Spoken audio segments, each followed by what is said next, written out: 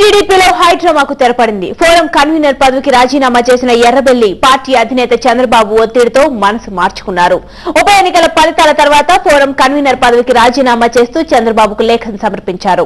ఉప ఎన్నికల్లో ఓటమికి నైతిక బాధ్యత వహిస్తూ రాజీనామా చేసినట్లు ఎర్రబెల్లి తన లేఖలో వివరించారు. అయితే ఎర్రబెల్లి రాజీనామాకు ఇతర కారణాలు కూడా ఉన్నట్లు టీడీపీ వర్గాలు చెబుతున్నాయి. దేవేందర్ గౌడ్ కు రాజ్యసభ ఇవ్వడంపై ఎర్రబెల్లి గుర్రుగా ఉన్నట్లు సమాచారం. గతంలో గుండు సుధారానికి రాజ్యసభ ఇచ్చినప్పుడు అభ్యంతరం తెలిపిన ఎర్రబెల్లి ఈసారి దేవేందర్ గౌడ్ కు ఇవ్వడంపై తీవ్ర అసంతృప్తితో ఉన్నట్లు చెబుతున్నారు. మొదటి నుంచి ఫోరం పదవి విషయంలో వివాదం చెలరేగుతుండగా ఇటీవల మోత్కుపల్లి దూసుకుపోవడం కూడా ఎర్రబెల్లికి మింగుడు పడ్డలేదు.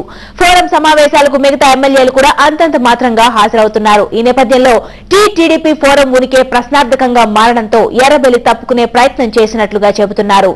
అయితే రాజీనామా వద్దంటూ చంద్రబాబు వారించి ఒత్తిడి తీసుకురావడంతో ఎర్రబెల్లి మెత్తబడ్డారు. తాను రాజీనామానే చేయలేదంటూ వివరణ ఇచ్చారు.